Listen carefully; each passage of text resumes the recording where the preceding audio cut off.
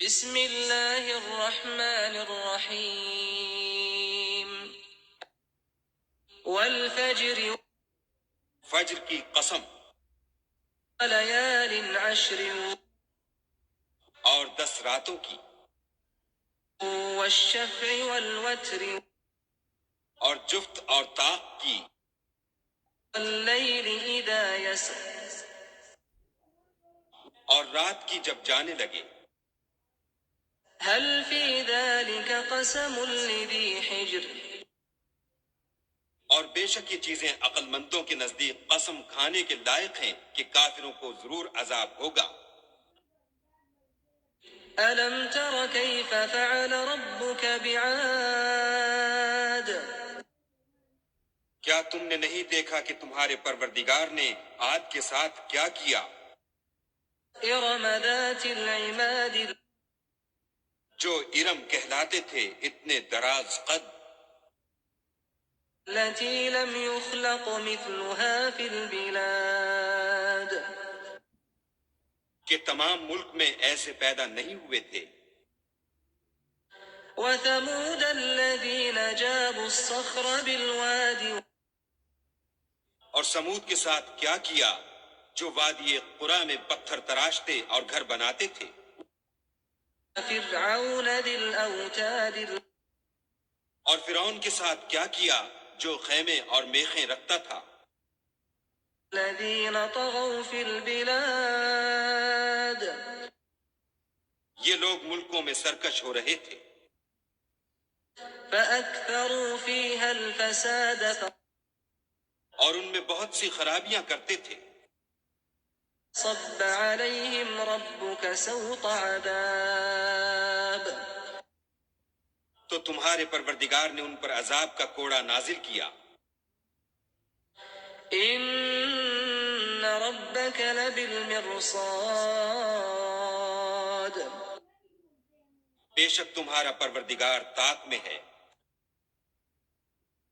فأما الإنسان إذا ما ابتلاه ربه فأكرمه ونعمه فيقول ربي أكرمن مگر انسان عجیب مخلوق ہے کہ جب اس کا پروردگار اس کو آزماتا ہے کہ اسے عزت دیتا اور نعمت بخشتا ہے تو کہتا ہے کہ آہا میرے پروردگار نے مجھے عزت بخشی۔ أما إذا ما ابتلاه فقدر عليه رزقه فيقول ربي أهانن اور جب دوسری طرح آزماتا ہے کہ اس پر روزی تنگ کر دیتا ہے تو کہتا ہے کہ ہائے میرے پروردگار نے مجھے ذلیل کیا۔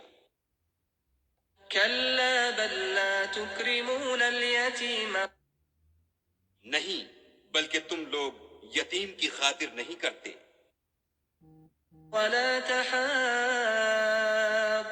على طعام المسكين اور نہ مسکین کو کھانا کھلانے کی ترغیب دیتے ہو، وتأكلون التراث أكلا لما اور میراث کے مال کو سمیٹ کر کھا جاتے ہو، وتحبون المال حبا جما اور مال کو بہت ہی عزیز رکھتے ہو۔ كلا إذا دكت الأرض دكا دكا تو جب زمین کی بلندی کوٹ کوٹ کر پست کر دی جائے گی، وجاء ربك والملك صفا صفا اور تمہارا پروردگار جلوہ فرما ہوگا اور فرشتے قطار باندھ باندھ کر موجود ہوں گے۔ وجيء يومئذ بجهنم يومئذ يتذكر الإنسان وأنى له الذكرى